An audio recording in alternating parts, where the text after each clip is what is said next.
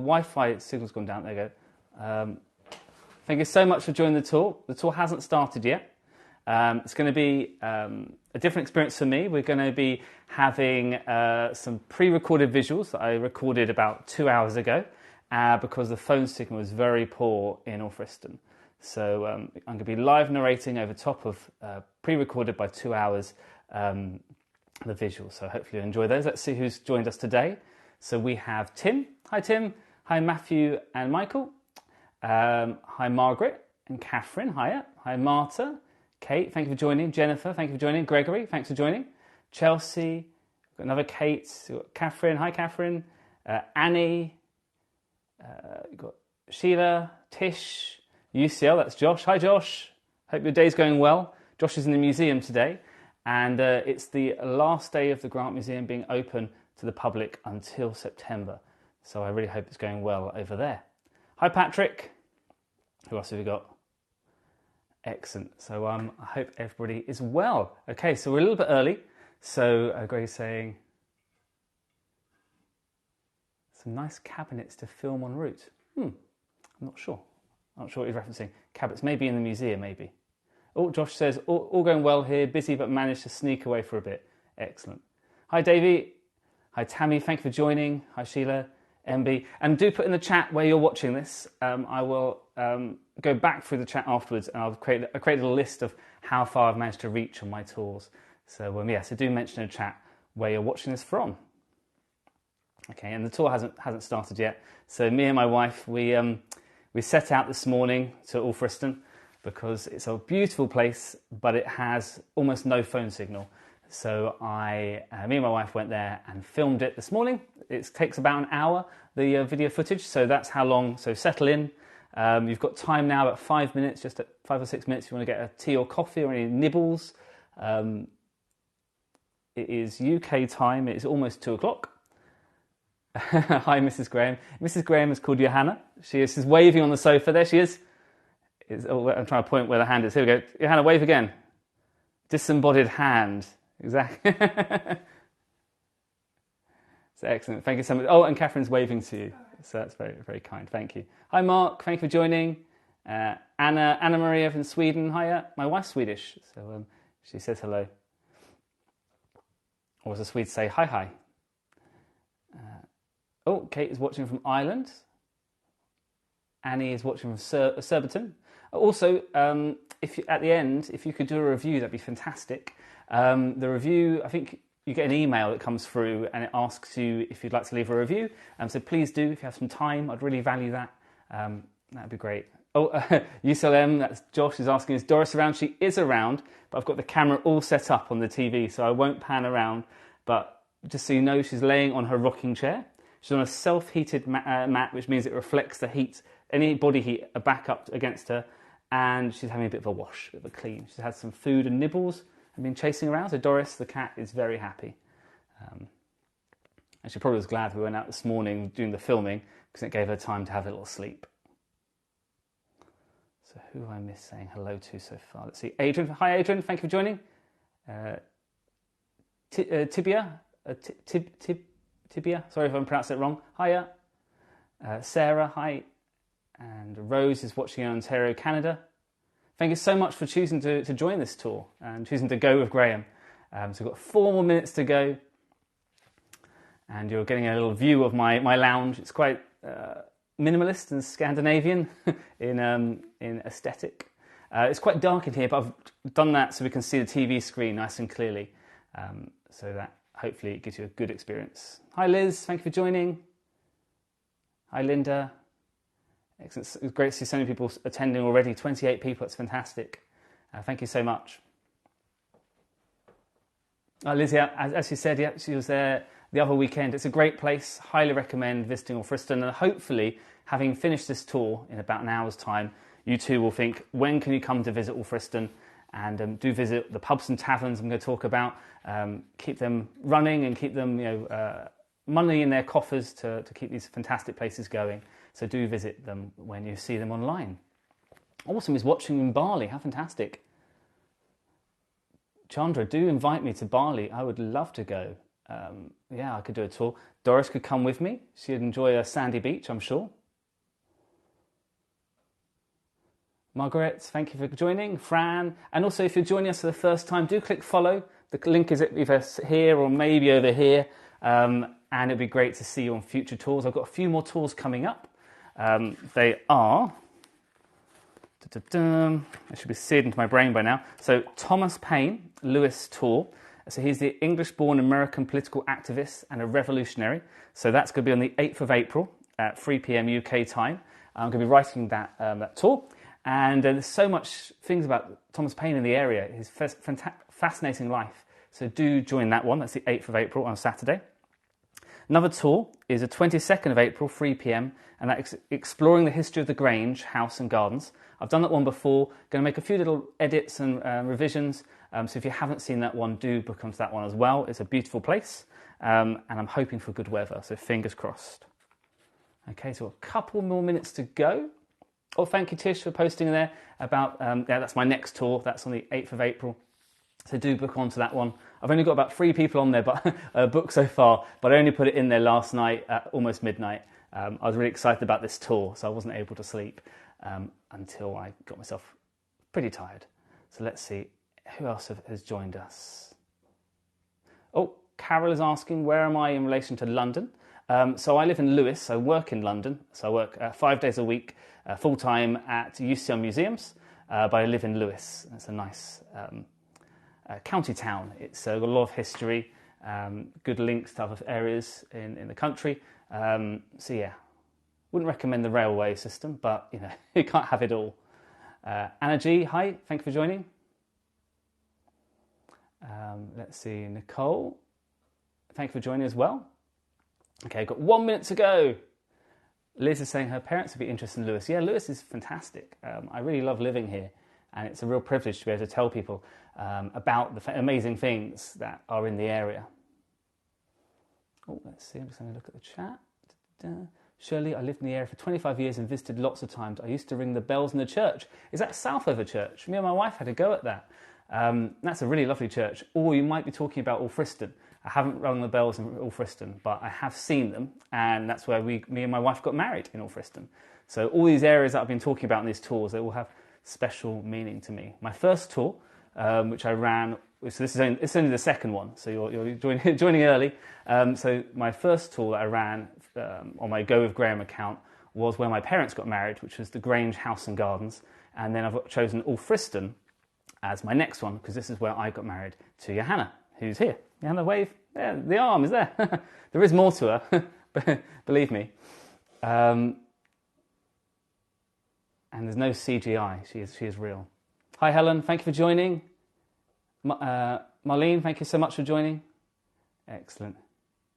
Mark says, do you use the trains to get to work? I do indeed use the trains to get to work. I've been travelling up to London full-time for almost 5 years now. So it's yeah, I'm very experienced with Southern Rail. I don't recommend them. Someone says, anyone give a tour of Eden Project? I'd love to visit Eden Project. It's very picturesque. Thanks, Emma, for joining. Gwyn, Elaine, Sandra. Wow, loads of people joined. 42 people have joined. Thank you so much. Oh, Shirley says both, actually. She's rung the bells at Southover and at Alfriston. Wow, that's a real privilege to do both. I've only rung the bells once at Southover Church, and that's quite an experience. Hi, Poppy. Thank you for joining. And Ginny. Hi, Ginny. Not walking around today? No, I had wanted to. When I booked the tour, I'd really hoped to be walking around Alfriston, but the signal was so patchy, and when I tried to watch it back, it was really like a terrible experience. So but it's as live as I can get it. I went to Alfriston 2 hours ago, and I filmed it. So it's today, it's this morning, it just isn't, I've got these pre-recorded visuals that were 2 hours ago and then me live narrating now. So it's the best I could hope for. I'm sorry it can't be live visuals and audio. Okay, right, I'm going to begin the tour. So, I'm going to slurp of water and we'll crack on. Hi Peter, thank you for joining. Tammy. Right. Thank you for joining my second ever HeyGo Tour on my Go with Graham account. I'm excited by this project, and do click follow, and do also book on my next tours, which is the 8th of April and the 22nd of April. And I'm going to be providing insights into amazing historical places in the southeast of England, London and beyond. So hopefully there'll be lots of things for you to enjoy. Do mention the chat where you're watching. I will go back through the chat after the video and I will make a note of where people are watching from, because I'm creating a bit of a map of how far I'm able to reach with these tours. It's a real privilege to be able to show you places in and around the areas where I live. After this tour, you will get an automated email which will say, if you've enjoyed your tour, please leave a review. Please do that. It'd be fantastic. I really do value any reviews that come through. So yeah, please, thanks in advance if you can. Okay, the challenge of Alfriston. So Alfriston is a beautiful place. However, it suffers from incredibly poor phone signal. So please, can somebody build a phone mast there? If anybody in the chat has the ability to build a phone mast, I would be absolutely delighted. So please build one there. Then maybe the locals might not want one. I don't know. The lack of phone signal would make an entirely live HeyGo tour a really poor experience. And I want you to have the best experience I can offer. So to overcome this, I pre-recorded my visuals this morning, 2 hours ago. And I'm now going to live narrate that tour. So this will be essentially my second run through, because I've already done it all in one take earlier, and now I'm going to cut the audio out, and you're just going to have the visuals from 2 hours ago, and then me live narrating it now. Of course, I would have preferred it both being live. I knew at some point I'd come across a tour where I'd need to pre-record visuals and add audio over the top for a place where phone signal was poor, but I didn't imagine it would be my second tour. So this is a bit of a trial by fire, and lesson learned. If anybody in the chat wants to do HeyGo tours, do double check. So my wife is doing, I think, knitting, so that's why her finger's in the background. That's okay. Yeah, so I highly recommend, if you are going to do HeyGo tours, go to the place in advance and make sure the signal is good. Run a test tour. I forgot to. I got really excited. I booked this tour and I didn't check that. So that's my mistake. So hopefully we can overcome that with what I've set up today. Please be gentle with your criticism. If it goes a little pear-shaped, I'm really sorry. I'm going to try really hard to make it as good as I can. And this village is important to me. This is where me and my wife got married on the 1st of July 2017. It was a beautiful, seamless day. So I'm hoping that you have as best experience as you can in this location. So we're going to start with an oddity. So I'm just going to get it up, a mirroring from my phone to the TV. I'm going to flip the camera around, just adjust. It looks pretty good, actually. Yeah. So I'm now going to press, let's just pause that. Right. And off we go. Okay. We'll start with this oddity. So this is a flint tower. We're in the Dean car park in the north side of town. Within this car park is this strange conical flint tower with an unknown history. It's constructed of flint, and theories range from its function including a furnace for making lead shot, a lockup for drunks and vagrants, a dovecot, a kiln, a gun store for soldiers stationed in the village during the Napoleonic Wars. There was a mill on the site in the 17th and 19th centuries. Another one of the theories is that it could be a children's playhouse, but I'd like to think it was somewhere where they might lock up drunks and vagrants. So now we're going to walk to the market cross in the centre of the village. And whilst doing this, I'm going to give a general history of Alfriston. The beautiful picture postcard English village of Alfriston is in the valley of the River Cuckmere within the South Downs. The population size was 829 as of 2011. I couldn't find any more recent numbers, but it would be that sort of number, about 229. It's 829, sorry. There's evidence of ancient occupation in the area due to several Neolithic long barrows discovered on the hills. There are Roman roads nearby on the Sussex Downs. However, proper evidence of settlement in the area began the Saxon period, starting in the 5th century. The place name of Alfriston is first featured in the Domesday Book of 1086. Alfriston is a Saxon name derived from the word tun, that's T-U-N, tun, meaning farmstead or stock enclosure, and the Anglo-Saxon name Alfric. Therefore, the name means Alfric's town or Alfric's settlement. Sussex was the last of the Saxon counties to be converted to Christianity. Now, as I come down here, I'm going to pan slightly so you can see some of these beautiful old cottages. In the Middle Ages, a market town developed here. It was a riverside meeting and trading point on a trackway between Canterbury and Winchester. The economy of such downland settlements is mostly based on agriculture and sheep farming. The village population was drastically reduced by the Black Death, a bubonic plague pandemic which reached England in June 1348. The construction of St Andrew's Church in Alfriston, which I'm going to show you during this tour, happened in the 1360s and propelled this village to being a social and commercial centre in the lower Cuckmere Valley. Alfriston became prosperous during the late 18th and early 19th century when troops were stationed here during the Napoleonic War. The Napoleonic Wars being May 1803 to November 1815. When the Napoleonic War ended and the troops left, the economy collapsed and Alfriston settled down to be the largely quiet village we see today. Alfriston has not grown much over the years, mainly due to the natural bounds of the Sussex Down hills either side of it. The rise of motorists and tourism in the early 1920s reinvented Alfriston and people began to visit it more. So this is Waterloo Square that I'm currently in. I'm going to talk about a bit more of that in a minute. Alfriston is an inspiring place. In 1931, Eleanor Faryon, an English poet and children's author, wrote the popular Christian hymn "Morning Has Broken," and it was written about Alfriston here. And the hymn is about the beauty she saw in this particular village. The song was later recorded by Cat Stevens, who later changed his name to Yusuf Islam, and he's an English pop musician and folk singer in the 1970s. And by recording that song, he reached a new global audience. In 1946, the novel Uneasy Terms, was written by a crime and... let's start again. In 1946, the novel Uneasy Terms by crime and thriller writer Peter Cheney predominantly was set in and around Alfriston.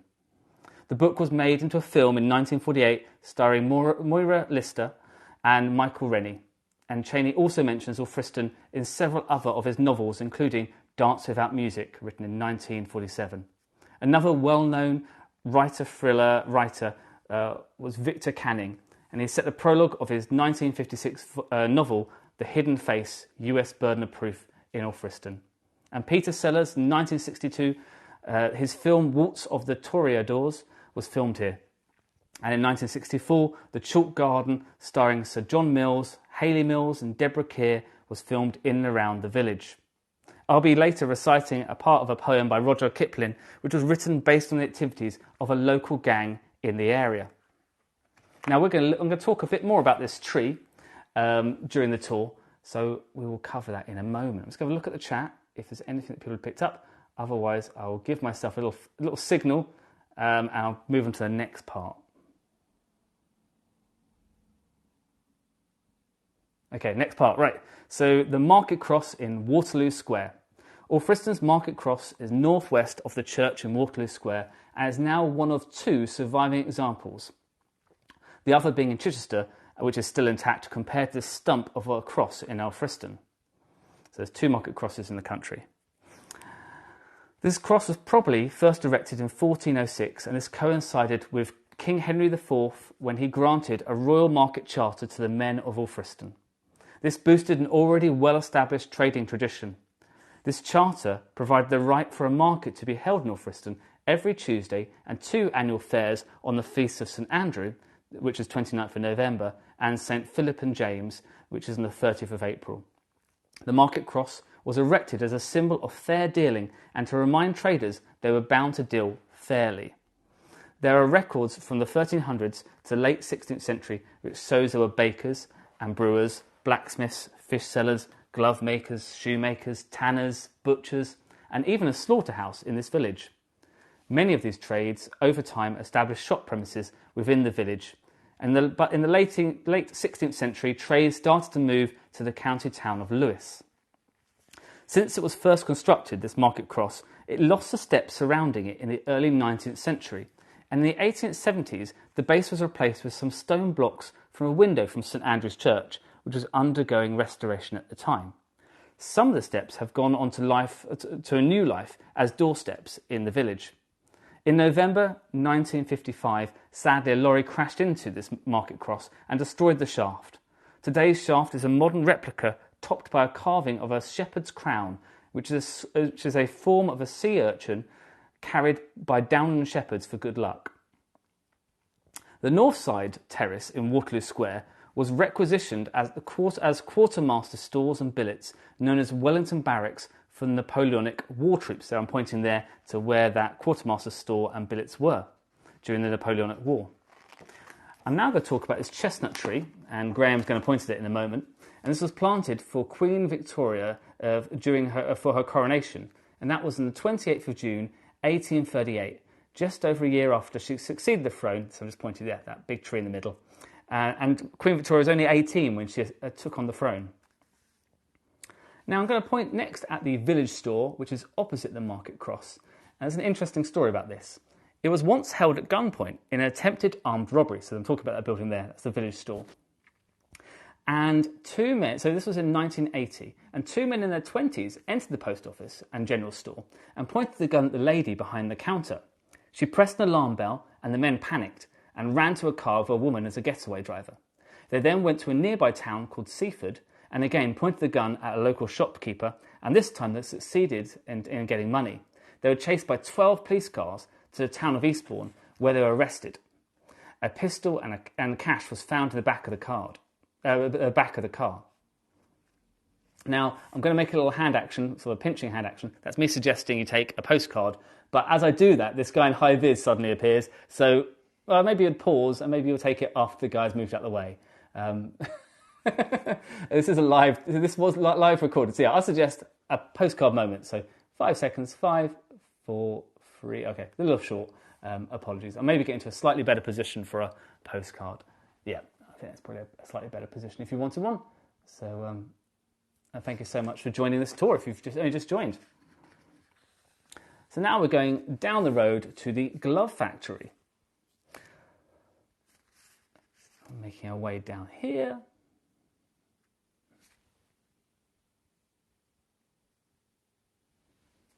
Okay, so we are now outside the glove factory. This was once the market charter was granted by King Henry IV in 1406, glove making became an important village industry. This particular glove factory flourished during the presence of the troops preparing for the defence against the French invasion. White gloves for the officers, dainty dress ones for the ladies, robust ones for the hedgers, and heavy tanning gauntlets for those workers. Now, this now is an excellent vintage clothing shop that me and my wife have both visited called The Dressing Room. So I'd highly recommend it. I had wanted to get a bit closer, but they hadn't opened when I went there so early today that so I couldn't get through this gate. But yes, that is the glove making factory, which is now an excellent vintage clothing store. And thank you so much for everybody who's joining. So I'm just signaling to myself that I can move on to the next point. I've recorded the visuals because the phone signal was terrible in the area. The next thing I'm going to talk about is smuggling in Alfriston. So I'm just pointing at the Smugglers Inn. So smuggling in Alfriston. So Alfriston is fundamentally linked as a smuggling town and also part of smuggling history. This village is perfectly positioned in a valley just a few miles from the secluded bay known as Cuckmere Haven. Ships would offload their contraband in secret. So writing in 1904, the Sussex chronicler E.V. Lucas noted that, and this is a quote, "For Alfriston men, smuggling was simply their destiny. Farmers, shepherds, ostlers, and what you will, these Alfriston men might be respectable by day, but when the darks came, they were smugglers, every one." So they must have had a bad rep. So now we're going to head down to the Star Inn. And luckily I give myself hand signals. They're polite hand signals, showing me which bit I'm going on to next. Yeah, loads of smuggling, Ginny. Yeah, absolutely, in this area. I'm just going to have a look for the chat. It's difficult because of pre-recorded visuals, but I had to do it for the phone signal. But just having a little look. Oh yeah, and I had to laugh to myself. Somebody's cutting a hedge, so right in front of the Star Inn is all this material and these guys working, but the gardeners do such an excellent job. I really can't complain too much, but it is a very beautiful village, and it's nice to see things happening. It's always a buzz in Alfriston. I always have a good time when I visit. Okay, So we get to the Star Inn. So this is the village's oldest inn. It's going to be on the right when I rotate. And it's said to have been built by the Abbot of Battle in 1520 as a hostel for friars, only later becoming the more secular inn that it is today.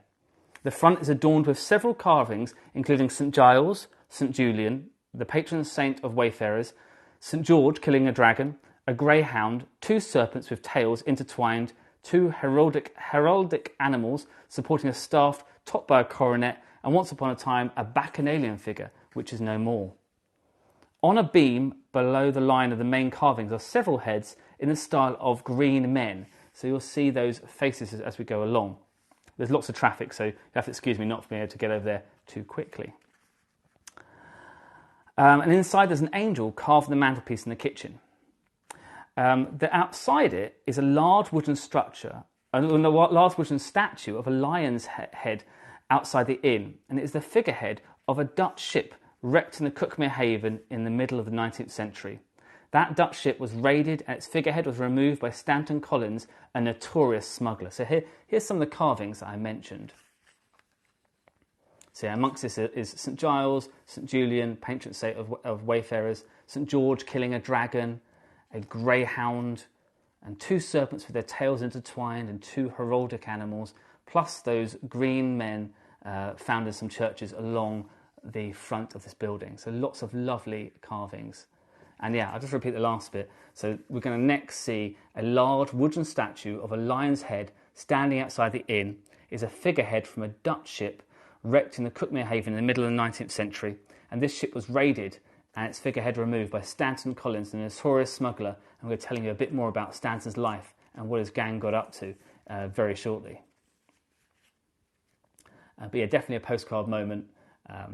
It is a fantastic carving. And you can imagine this being on the front of a ship and why a smuggler seeing this be like, yeah, that's a fantastic item for me to get my hands on. Quite the trophy. It really is lovely architecture, Nicole. I'm really glad that you're enjoying it. Really lovely carvings.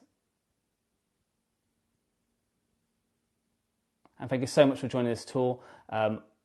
The visuals were recorded about 2 hours ago because the phone signal was terrible in Alfriston. And I'm now live narrating it, so hopefully you enjoy it. So yeah, a picture postcard moment. So yeah, if you want to get a postcard, I'm staying very, very still. And then I'm going to move on to the next bit. I'm also going to get a bit closer because just great carving. I wonder who the carver was, whether they were Dutch themselves possibly. Okay, so now we're going to head down to the Smugglers Inn, formerly the Market Cross House. So yeah, I'm going to go past these gardeners, hard at work. They've obviously been working very early this morning, getting their work done.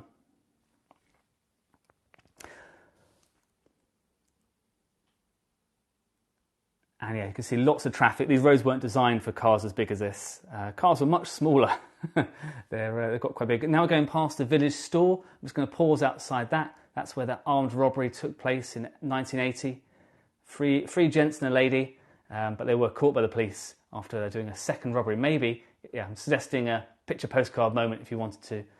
It's fantastic inside. Maybe I'll do a tour of some of these venues and inside next time. This is more of a walking tour, give you a flavour of the space. Yeah, Greg is saying, surprised nobody's nicked it again. Yeah, it is quite great, that carving. So now we're going to talk about the old Smugglers Inn, formerly Market Cross House. This Smugglers Inn originally went by the name of Market Cross House, as it is indeed very close to the village Market Cross, which is opposite it. It served as a smuggling headquarters in the 18th century, and a lot of money was to be made through smuggling wool, silk and tobacco, as well as other items bypassing government taxes. This house itself has 21 rooms, 48 doors and 6 staircases, as well as an assortment of hiding places such as cellars and also a hiding place in the roof, all intended to confuse the enemy and allow easy escape from the excise men. Perhaps it was built with such a purpose in mind. And that's the Market Cross just over the road there. So, yeah, you can see where it got its name from. There was even said to be tunnels leading to other houses in Alfriston from this particular house. And one went as far away as the Long Man of Wilmington, which is 1.6 miles walk away. So a hugely long tunnel. The smuggler and the owner of this house was Stanton Collins, that same Stanton Collins who took that head off that Dutch vessel that got wrecked. And he led the local smuggling gang in Alfriston. His father was a butcher at Chiddenley before he bought the house, leaving it to his son, who became the local butcher in 1822. This was when troops stationed at Alfriston during the Napoleonic War left, and this made Alfriston a less prosperous place to live. So you can see why people would turn to smuggling. Not much is known about Collins' smuggling exploits, but that probably means he was very good at it. His gang were fairly ruthless and their influence within Alfriston was great.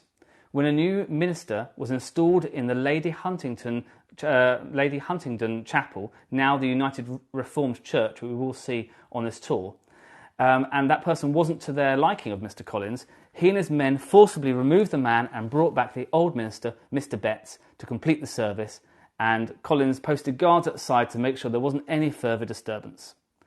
One local story about Collins and his gang was the murder of an excise man by stamping on the man's fingers as he clung to a cliff top. Sounds terrifying, doesn't it? The notorious Alfriston gang had dispersed by the 1930s after three brothers, George, James and John Huggett, were convicted and transported to Australia.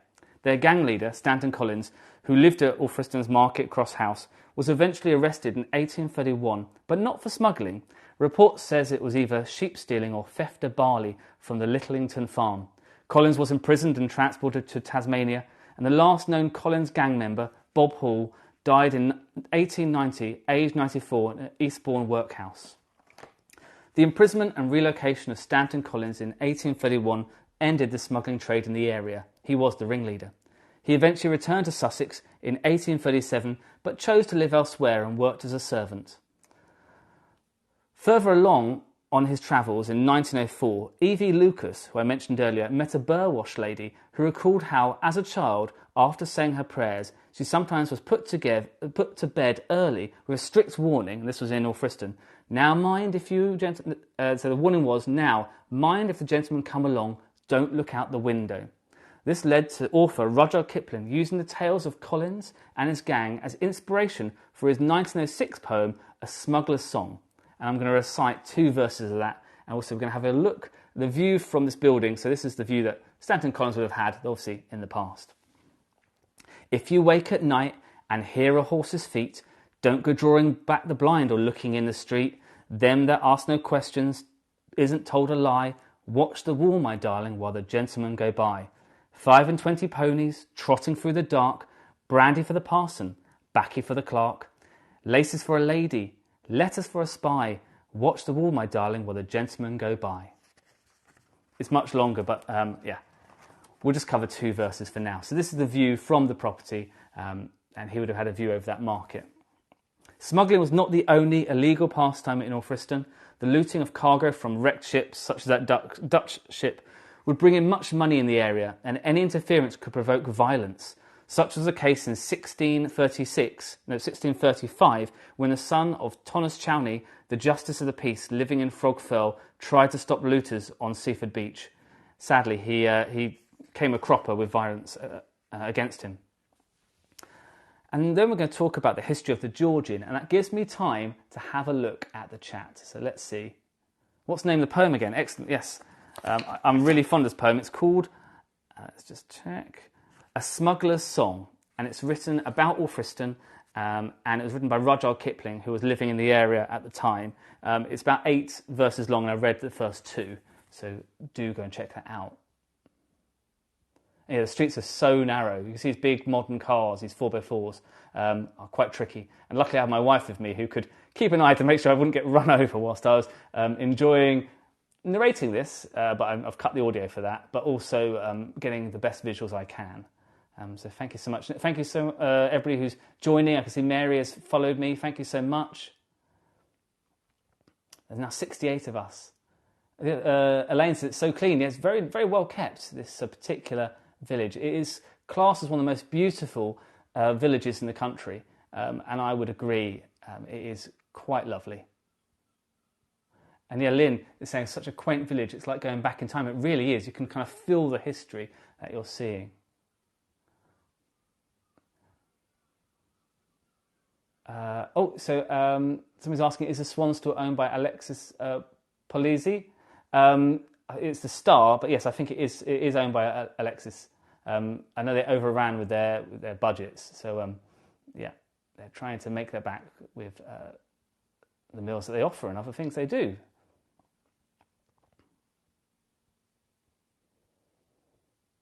Okay, right. So there's going to be a few people crossing over in front of me. It is quite busy, this area. It's very pretty. So we're going to talk about the history of the George Inn. So it's that structure I'm pointing at. Yeah, a picture postcard moment if you'd like to. So the history of the George Inn. The first transfer of the innkeeper's licence was in 1397. This was a Wealden Hall frame building and was a pub of choice for smugglers, and the landlord, Richard Adams, eventually lost his licence for running a disorderly house. You can imagine the things that were going on in there. The so-called Alfriston gang met here and prepared their plans. These guys were barn robbers. They stole wheat and barley and sold it on to unscrupulous millers or brewers, and also stole sheep. They were responsible for vandalism, including cutting down a whole orchard at night. And they also took gates off the hinges and smashed windows. This particular inn was rebuilt in 1480, and at one point the north end of the building, which is this end, oh, you can't see, I'm pointing here, and I think I'll point in the video as well. The north end of the building was an arched entrance to a stables, and this is now the restaurant part of the pub. There was a big fire in 1943 which destroyed most of the roof. There was a great sense of urgency as nearby there was an army ammunition dump. This was 1943, so Second World War. And if that dump had gone up, much of the village would have been destroyed had the wind been blowing in a different direction. However, apparently 2 firemen would not attend the fire until they went home and got their uniforms on. So yeah, you have to look your best when you're putting out a fire. You can't go turning up, not looking your best. I can highly recommend the George. It's, I think, probably one of my favourite pubs in Alfriston. Very good food, so I would definitely go there. But yeah, imagine firefighters. Sorry, I haven't got the right uniform on at the moment, so I'm going to head home. Your village might get blown up. There's lots of ammunition nearby in 1943. So yeah, we're going to head this way, and we're going to go to the Twitton and Twitton House. And thank you so much for everybody who's joining. Thank you everybody who's following me. That's really, really kind.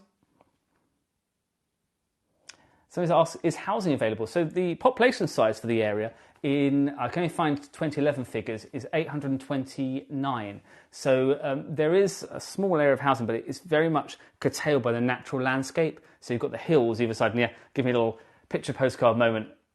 So yeah, I would suggest maybe after this car goes past, it's quite pretty. But highly recommend the George. Really good food. Pork belly was fantastic there. Okay. Oh, and there's some great shops here. I'm thinking about maybe having a conversation with some of the shop owners to have a little snoop in their shops with a HeyGo Tour. But yeah, couldn't arrange that for this time. And we're going to go down to Twitton, but I'm going to cross the road to this hand-painted sign, which I think is a great addition to the high street. So do take a postcard. I will pause for you guys here. It's a hand-painted sign, and in that sign, that's St Andrew's, the church in Alfriston. So yeah, I would highly recommend getting a postcard. Thank you, Jana, for following. That's very kind. And for KM for joining us. So this building here, there's my wife outside. This is going to cross out the frame. This is called Twitton House. Now, Twitton is a recognised Sussex term for an alleyway or passage between 2 buildings. So just where this gentleman's walking now, you would call this a Twitton in Sussex. You probably wouldn't find it anywhere else called that. Now, there's a wall plaque, and yeah, that's Twitton House. The wall plaque along here is commemorating the twinning of Alfriston with a French village. And Alfriston is twinned with Ville-le-Rose in Normandy. So that's who it's twinned with. And if anybody's better at pronouncing things, they can take a postcard of this. And yeah, it's in Normandy. So, and that's a new plaque put up in 2014. My French is a bit rusty, I'm sorry guys. Okay, now we're going to head down here. Now this is the old chapel. Now if you follow me on Instagram, So it's Go with Graham HeyGo Tours. You will see what item of clothing I saw hanging off this gate, which made me laugh in 2017. They've since cut the spikes off the top of here, but in 2017 there was an item of clothing that somebody somehow lost, and it was there. So if you check out my Instagram account, you'll find out what that is. Let's just say I don't know how the item of clothing fell off them. This church was built it's the old chapel, built in 1801 as a United Reformed Church. There's 400 years of history of religious non-conformists being attracted to this trading town. The pillars within this chapel are said to be from old ship masts. And it wasn't open, I walked past, but as I came back, I was able to slip by, but I'd already stopped recording. But maybe I'll post a picture of the inside because it's so beautiful. So yeah, I will. If you follow my account, and I'll post in the chat. I'll post in the my page a picture of the inside because it's really quite lovely. It's quite surprising how the interior looks. That's me just seeing if the door's open. It wasn't, sadly, at that moment. Okay, so this, I'm just going to point my finger here, but this building here is known as Alfriston Heritage Centre, but it's also historically called the Gun Room. Now this is next to the Tie. This is this village green, my finger here. This village green here is called the Tie. And the gun room here was used to store a large cannon for the Duke of Wellington during the Napoleonic Wars.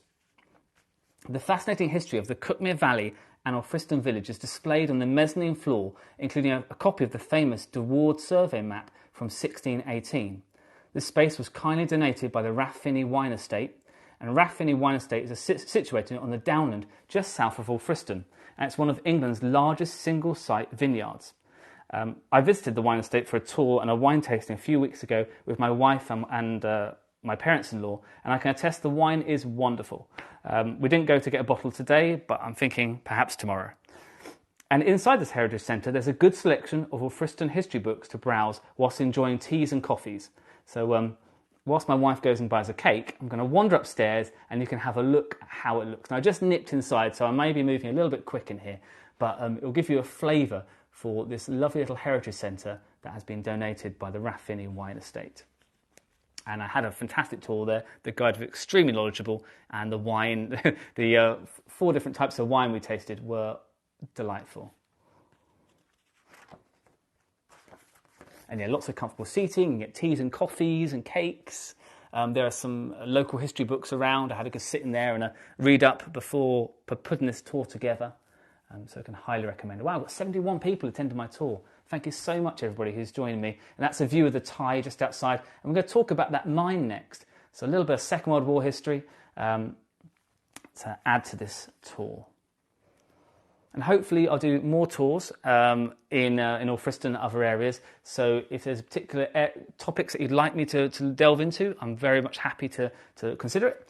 So now I'm going to talk about this mine. So this is a wartime relic. There's a bike behind it, isn't usually there.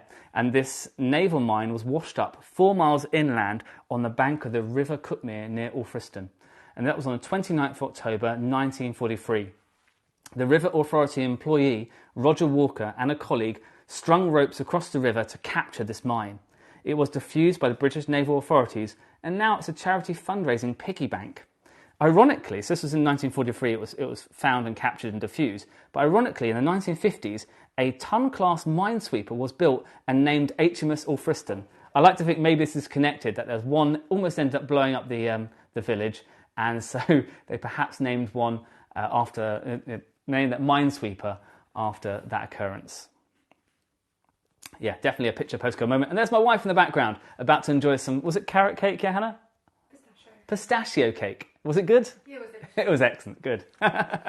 Right, we're going to talk about this carving. Now, the sun came out and made this side of the carving a bit difficult to see, but the other side of the carving is much clearer. It doesn't look too bad in the footage. And when I was there, I could barely see it from my side. But so yeah, so this is a carved sign. It's two-sided, and it's on the Tie. And this represents the village past and present. So this is the past side, and I had to extend my little gimbal so I could see a little higher. And this was created by the Littlington artist Penelope Ellis and the woodcarver Reverend Frank Fox Wilson. And this represents over 200 hours work to carve both sides of this. It's really lovely, and I think it dates to year 2000. If we go to the other side of it in a minute, my videographer, myself, Graham, we'll go to the other side and we'll see the date. I think it was May the 1st, year 2000, but let's see if my memory serves me right. And Liz, yeah, definitely go there for a tea or coffee or a cake. The cake's delicious. Yeah, my wife highly recommends the cake. I didn't get any cake. I was too busy filming. My wife didn't buy me any cake. I mean, yeah, where's... So, well, look, so you can see a glove there from the glove industry.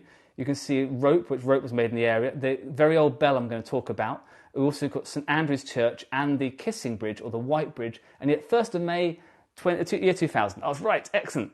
So so now we're going to have a bit of a walk over to the Kissing Bridge, and that gives me a moment to have a look through the chat. Thank you, Trista, for leaving a tip. That's very kind. Any tips go towards keeping me getting about for my tours. That's a bit of money for fuel, so thank you so much. I really appreciate that. Thank you. And yeah, this is crisscrossing the edge of the Tye, which is the green just outside the church. It's the main sort of village green. And I'm just going to spin around and going a little bit fast. I'm sorry, guys. Oh yeah, I spotted these mushrooms, and I was wondering to myself if they're edible. You can cook some great mushrooms, but yeah, high risk. I didn't take any, but yeah, they just were quite an interesting little aside, and they captured my eye. So I'm looking at the chat. Yes, you didn't save me a bit of cake, Rose. I know, it's outrageous, isn't it? I mean, it did look nice from a distance. Anyway, never mind. So there is St Andrew's Church. We're going to head inside. We're very fortunate to see some incredible stained glass windows. I didn't research the windows because I didn't think I was going to be able to get inside. I thought something was going to be happening, maybe a wedding, but I could get inside so we can get to see some incredible glass artwork. So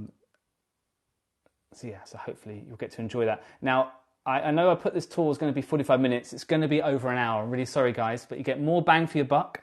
There's lots you get to see. This is a nice little energy substation we're going to go past. That's not part of the tour, but we'll move past it. And we're going to head down to the Kissing Bridge. Now, I think there were some runners or cyclists in the area, and so these guys are a little stationed to keep them hydrated. Now, usually this river here, the River Ouse, it's not very boisterous. It's normally a trickle in this area, but because we've had a lot of rain yesterday, I've never seen it as full. It's so flooded, so it's quite a spectacle. So me and my wife really enjoyed getting down there and seeing it in all its glory. So we're coming down to the Kissing Bridge, and there's a funny story here.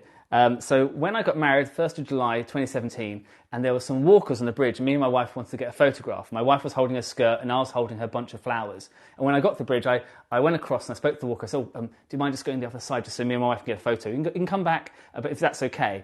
And so he's absolutely fine. And then we had a sort of a moment where the photographer got a picture of me and the walker. And I shouted to my wife, he said yes, as I'm holding this bouquet of flowers. So yes, that's in the photo album, me and this random walker. Enjoying our day on the 1st of July. Luckily, he said yes to Johanna first, so yeah, she got in there quicker.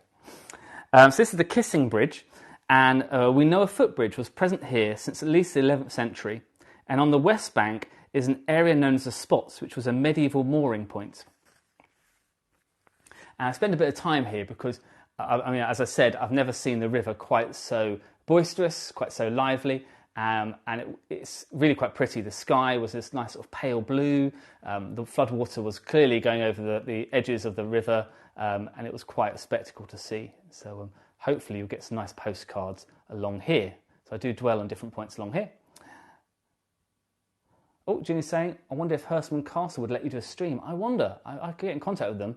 I haven't been there since our school visit, so I'd love to go back. Let's have a look through the chat whilst... Thank you, Mary C, for leaving a tip. That's very kind. Any money donated will be fuel for my car to get me around to different places. So that's very, very kind. Thank you. Liz's husband loves the Longman Brewery. Oh yeah, so I zoom in on this guy with walking his dogs. Just so quaint, so picturesque. And also, I think a big flock of birds is about to fly up maybe in a moment's time. I zoom in on that as well. But yeah, very lively river. It's not normally as swollen as this, but yeah, we've had so much rain yesterday, it was pelting it down. And there's a dam. Oh, damn! So yeah, this is to keep some of the sticks and twigs from fouling up the rest of the river. So yeah, there's St Andrew's Church. You can see just the other side in the curve of the river. Very much a fixture of the landscape. It's known as the Cathedral of the Downs, but I'll cover more of that in that section of the tour. I'm just sort of at this moment in the tour, I was just really enjoying looking at the landscape. So you're currently indulging me, but also hopefully getting some good postcards. So there's a nice little sign showing where things are. And you've got the Kissing Bridge, also known as the White Bridge, and a very old crossing, which has been around since the 11th century.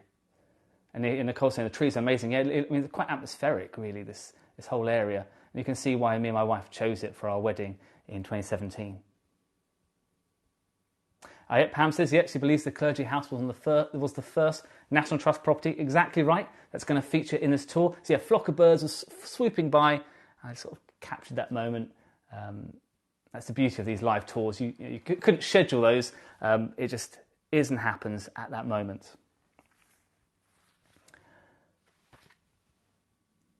Just having a look in the chat.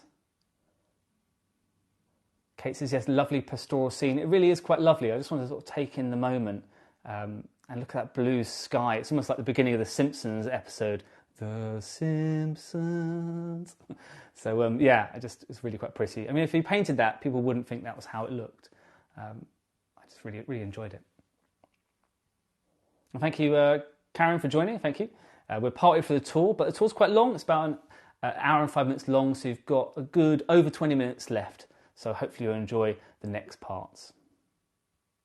Can you tie the knot there? I like that, Gregory. Yep, on the green tie. That's where we've got, this is the village green. That's where we had our group photos for the wedding. And it was a bit cloudy to begin with, but as we came out of the church, the sun came out, the photographer was delighted, we were delighted, and we've got some great photos. And they're all in the album. So, very pleased. 75 people on my tour, so fantastic. Thank you so much. What an honour to be able to tour you guys from all different places in the world that you are. Do mention in the chat where you're watching from. I will go back for the chat afterwards in my own time, and I'll be jotting down how far I've been able to reach with this tour. So thank you so much for choosing to go with Graham today. Right, so we're on our way to the Alfriston Church, so the magnificent St Andrews. So we're having a little bit of a wander over there. Southern Ontario, Canada. Thank you, Tracy, for joining us. Waterford, PA, USA. Thank you so much. Surrey, UK. So MB's asking, is this where I live? I live in Lewes in East Sussex. This is not far. So me and my wife drove here this morning and we filmed it 2 hours before I broadcast. So it is as live as I could get it with a place with such terrible phone signal, which is where Alfriston is. But yeah, the visuals are as live as you can make it. Stockholm, Sweden. My wife's Swedish, so I'll let Johanna know that Susan is in Stockholm. Ontario, USA. So that's dead ahead of me is St Andrew's Church, and just to the right is a community hall, and I'm just trying to remember the name of it. Let's have a look. Yeah, me and my wife did have a fun Saturday. My wife had much more fun because she got pistachio cake, and I didn't. So that's the community hall there, built next door. And then as you can see, this church is on a mound. So it's an old Saxon mound. So the magnificent Alfriston Parish Church is dedicated, definitely a postcard moment. There's a lot of postcard moments coming up. So if you like anything about 1360s architecture, I mean, it's just beautiful. So this magnificent Alfriston Parish Church was dedicated to St Andrew and dates in the 14th century and was constructed in the 1360s. And it's one of the most beautiful 14th century parish churches in England. The church records go back as far as 1504, and the list of the rectors and vicars go back as far as 1272. And that's for the area. And it's the largest Cuckmere Valley church, known because of its size and its soaring arches as the Cathedral of the Downs. It's built in the form of a Greek cross, and it measures 115 feet from the entrance to the altar and 70 feet from the north to the south transept. So that's across is 70 feet, and from the entrance all the way back to the altar is 115. And it unusually has a central bell tower. So that middle bit, where that middle spike sticks in the air, that's unusual. And it was built all at one time in the 1360s and has had no major later additions. It is not known why such a remarkable church was built in Alfriston. So yeah, from the entrance all the way back to the altar, that's where I'm pointing there. We're not sure why such a substantial church was built.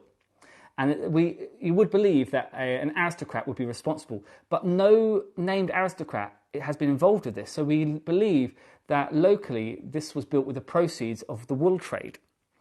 It sits on a small circular flint walled mound in the middle of the Tye, the local village green, and it overlooks the Cuckmere Valley, where you saw that river. This 14th century church stands in an old Saxon mound, either replacing an early pagan shrine or perhaps designed to escape the prospect of flooding. As you can see that river, it was at bursting point almost.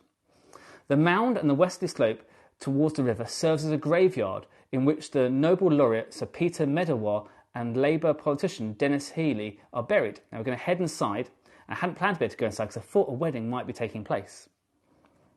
This Grade 1 listed building is, and that's where the bell tower, that's where the bells are rung, right in the middle of the church. Very unusual. So this Grade 1 listed building is part of the United Benefice, which includes St Michael's Church at Littlington and the All Saints Church at Westdean, and Alfriston's former United Reformed Church is included in that grouping. The feature of a central bell tower is not unique for a church. However, very few churches have their bells rung in the middle of the cross, of the building, on the ground level in full view of the parishioners. There are 6 bells, with the oldest being cast in 1390. See, I'm going to zoom in on this stained glass window, and it is, I mean, you don't have to be religious to be able to appreciate the artistic talent of the people who put this together. I mean, look at that. Absolutely stunning. It is beautifully made. Look at the faces, the detail. It's just, yeah, almost lost for words, really. Just quite gorgeous. And the colours that come through with the daylight, just wonderful. Look at those greens, those emeralds, and those ruby red colour, and the sort of gold that really shines. Really quite lovely. I wasn't expecting to be able to get inside today. So, yeah, what a privilege. And then you have the organ. So this is where me and my wife got married in St Andrew's Church. So I'm going to indulge myself by going up to the point where we signed the our wedding certificate. So yeah, another beautiful stained glass window. And I just pause there if you want to get a postcard. But again, I was just so excited to be inside and seeing it. So yeah, it's very unusual to have a church with bells being rung in the middle. So the main entrance of the church is from the west, and there's another door on the south side, which is a scratch dial on the west side, and another door on the north side of the nave, which is now blocked up, perhaps the remnants of a so-called devil's door. This is another beautiful stained glass window. I mean, look at that. Quite mesmerising, really. So the devil's door were common in Sussex churches, and you'll see it a little later on when we go outside. And there's more than 40 churches in Sussex that have them. And the north face of the church was considered to belong to the devil and to people considered heathen. So the north is on my right now. So my right side is the north. So most of the doors that remain of these devil doors have been bricked up, reportedly to prevent the devil from re-entering. Despite its grand appearance, the church was once in a state of disrepair, as most of the villagers were nonconformists who didn't want to worship in a Church of England. There has been many so this is the bells are rung in the middle. So these are lowered like a spider, and then you ring the bells directly in front of the parishioners. I never got a chance to have a go at these, but I mean, I'd love to. And the acoustics in this venue are just fantastic. So yeah, and look at the ceiling does look almost like the bottom of a ship, a hull. You can see why somebody would call this the Cathedral of the Downs. And I'm going to I'm going to walk straight ahead. I'm going to go up the side and have another view back along from the other end.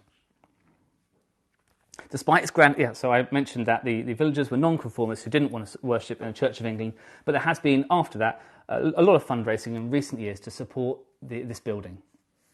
There is a legend regarding the placement of the Alfriston Church, and in the 14th century a curious story is noted.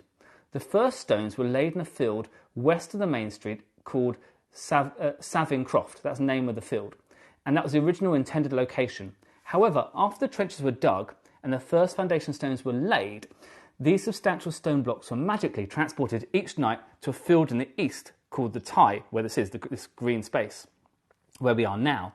It had the appearance of them being flung into that field. The builders couldn't decide whether this was the work of God or the devil until 4 pure white oxen were spotted by a wise man on the Tye, on the village green. The oxen were lying rump to rump in the shape of a cross, and this decided the matter. The church was relocated and has led to the cruciform shape of the church. Other churches, however, such as Durham Cathedral, also have a similar legend concerning the tale of their building being constructed in its location.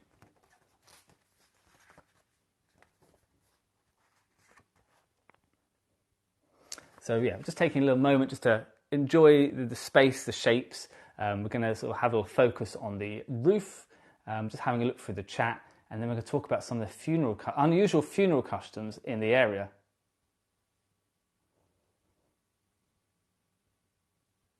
Somebody's asking about the faiths in Britain. I don't know the proportions, so I wouldn't be able to say. I'd probably say, maybe more people are turning to religion since the emergence of COVID. I'm not sure. I wouldn't say that England's particularly religious, but I know that people have different views, and obviously there are some areas that are more religious than others, and also people have different faiths. Right, so I'm going to look out one of the doors, but this is not the devil door. There's a little shop here, and my wife got a few postcards as well, made a donation. So this is not the devil door. So this one's perfectly fine for good religious people. And we will see from the other side there will be the devil's door. But there's also some great fittings on this door, really quite substantial. And thank you, Margaret, for leaving a tip. Very kind. That's a bit more fuel for my car. It'll get me out and about. So I will be. I've got Thomas Paine Tour coming up. Well, that's the font. You can see they've got a little Easter display going on the left. So and I'm going to go and have another look at one of the stained glass windows at the other end, because it felt remiss not to go and have a look at this end as well. There's the what do you call it? The podium where the priest would be. That's not. No, is it a lectern? No, I can't think of the word. Pulpit, that's it, thank you, thank you. Somebody in the chat, thank you very much. Asher, that's very kind, thank you. It was on the tip of my tongue. You can see there's areas where I need to repair in the building, but I know that they're still doing, I'm rushing around a little bit here because there's some more people coming in, I want to give them space, and I didn't want them to be filmed. So apologies, it's a little bit fast moving, but we're going to get back to our better pace in a moment. So apologies, we will be back outside. There's just a family coming in to worship, so I just wanted to let them head in. Yep, you're going to see KM, you're going to see the devil's door. We're going to go round the whole church in a moment. Oh, thank you, Linda, it's very kind. Thank you for leaving a tip. NY, are you in New York? Maybe. If you are, Linda, do pop it in the chat. So some unusual funerary customs in Alfriston. So Alfriston was once practiced these unusual funerary customs. Up until the 1930s, there was a practice of burying a shepherd holding a small piece of wool in his hand or on his chest.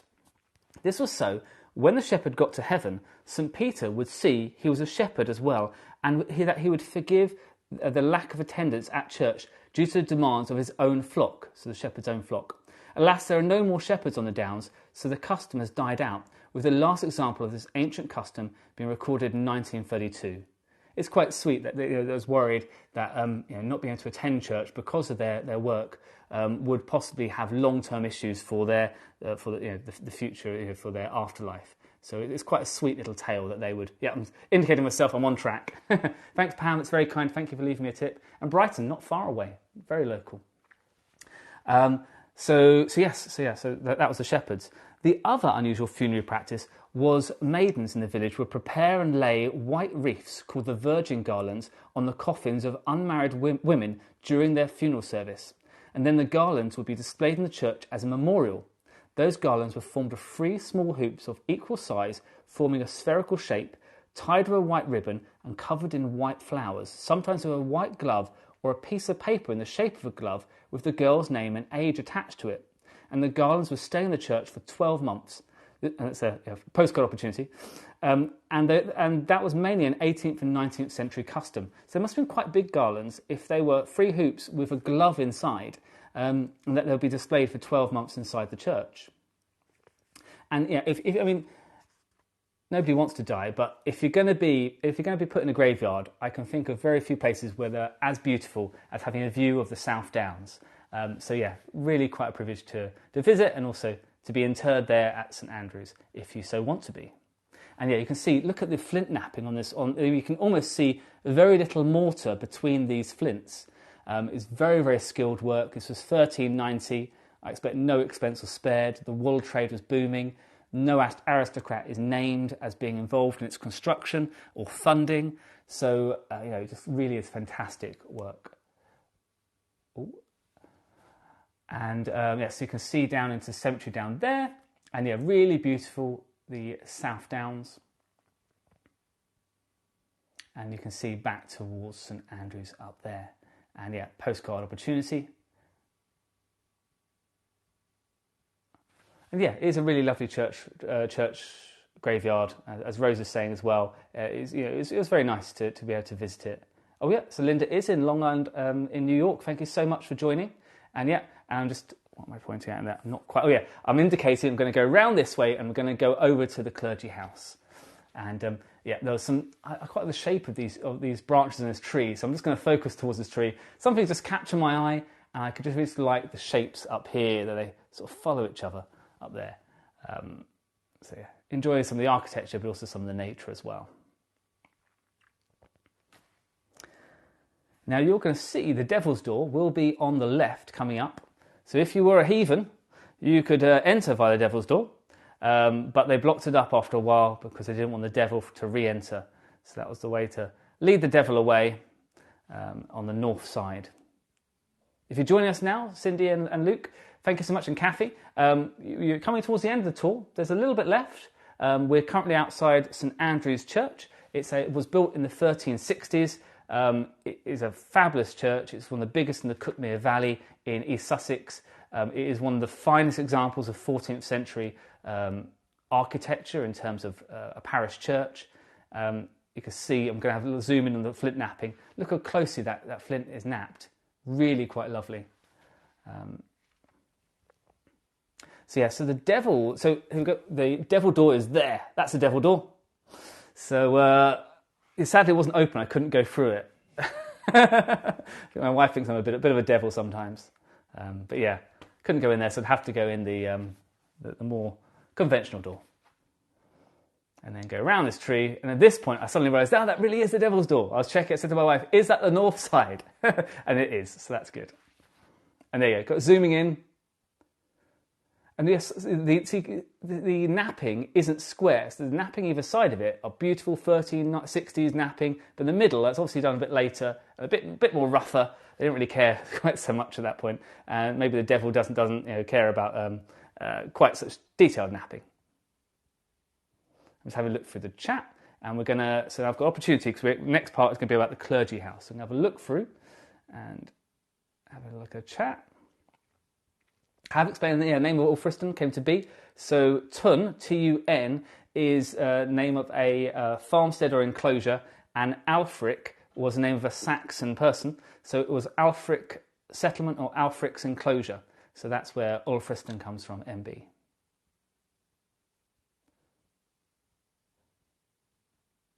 Oh, thank you, Linda. That's very complimentary. You said I'm fabulous. That's very kind. I really like this particular gravestone. So you've got I'm pointing as well, double pointing. There's an anchor. There's some, it looks like wood, but it isn't.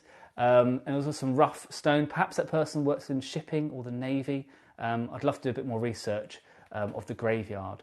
But there's just so much history in Alfriston. And I'd love to do another tour. So if you'd like to see another tour in Alfriston, this is the Tye, this is the village green. And we're going to overlook this wall here, which this is the raised mound. Again, more postcard opportunities coming up. If I wasn't filming this, I would have been taking photos myself because it's just so pretty. And I was really lucky with the weather. I'd wanted to film this a week ago, but the weather was just terrible. It was raining. So I thought, nope, I'm going to film it on the day of the tour, and I'm going to make it as live as possible, because although the phone signal is terrible, I mean, look at that. Absolutely gorgeous blue sky. So much history, and at least history since the 1360s, but probably before that, and there's likely a pagan structure or shrine there.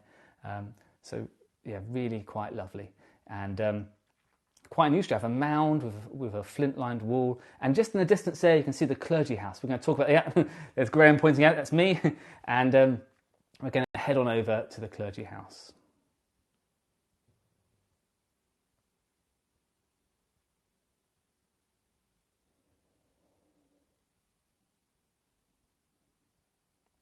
Tina's husband's surname is Riston. So maybe, yeah, Alfriston is not that far off of that.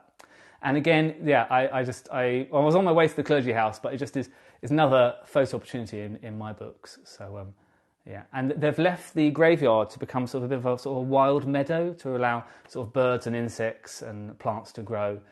So yeah, as you can see, Alfriston is very well cared for, but it is very well managed. So this is the clergy house, right? I've made the clergy house. This is a 14th century Grade 2 listed timber-framed clergy house near Alfriston's church, and it was the first building to be acquired by the National Trust back in 1896 for the sum of £10, and it was in a ruinous state before being further renovated in 1977, so almost 100 years later, when the building and its gardens opened as a visitor attraction. The charity's experience, so this is National Trust, the charity's experience of conserving and finding a new use for the building and gardens helped to shape the organisation's future operations and purpose. So I think they've now got something in the region of 500 properties. So this was property number 1. This clergy house was constructed in approximately the year 1400, and so therefore is over 600 years old. It was not always used by the clergy. Some vicars lived outside the parish, choosing to rent out the house as a source of income, and the house eventually became a home for farm labourers before being bought by the National Trust. The layout is a typical Wilden house built of young oak. Now, dendrochronology, which is the study of tree rings, revealed the wood was felled between 1399 and 1407. And the design of the house is 4 bays, including a double-heighted hall and 2 staircases, one in the parlour and one in the hall. And a continuous roof covers the whole building, supported by a crown post. And it's likely the house was the one built by John Hayland, a local carpenter, and purchased in 1403 by John Carlton, the first priest appointed by Mickle Priory to Alfriston. This was during the reign of Edward III. So it really is quite, and I've just extended my gimbal so you can see over the hedge a bit more. It's not open, and they have locked the gate, so I couldn't get any closer. It's not the season for it at the moment. But yeah, it's a lovely thatched roof. Built in, we believe, built pre-1403, because 1403 was when it was bought. When it was bought by the first priest appointed by Mickle Priory to Alfriston. Yeah, a really lovely historic building, over 600 years old, very well cared for by National Trust, who care for lots of buildings now, and they very much are the people to look after fantastic historic and culturally significant buildings all across England. And you can see a postcard opportunity coming up. If you want to get a postcard which features a bit of the blurb, first building saved for the nation by the newly formed National Trust. And yeah, I give it a postcard, hand action, so you might want to take one there.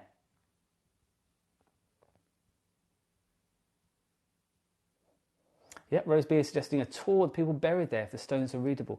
Yes, I'd probably want to be careful not to film too recent burials because I wouldn't want to upset anybody. But yeah, there's lots of history in that graveyard. So maybe I'd set myself and I'd work out a route where I wouldn't come across too recent burials. I wouldn't want to upset anybody. But equally, I'd like to honour people if they'd like to be included. So it swings and roundabouts. But yeah, I think a historic tour of the graveyard would be quite lovely.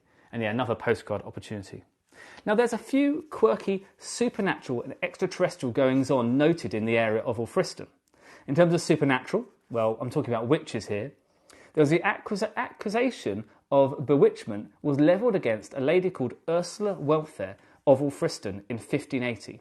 She was accused of bewitching 1 sow, 8 chickens and 2 hens, though she was acquitted of those charges. In terms of extraterrestrial, there were crop circles. The area has been visited by the crop circle phenomena. 3 appeared in the 1980s and the early 1990s, while 2 more appeared in 1995. It's interesting to note that the 1990 formation appeared in the same place as the 1984 formation.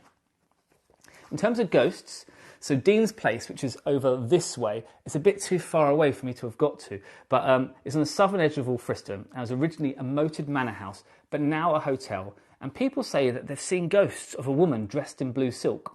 She's known as the Lady in Blue, and she first appeared to a woman who was doing the washing up in the house in the 19th century. At the time of the first appearance, alterations were taking place in the house, and a skeleton was found under the floor, and the Lady in Blue has been seen by several hotel guests since.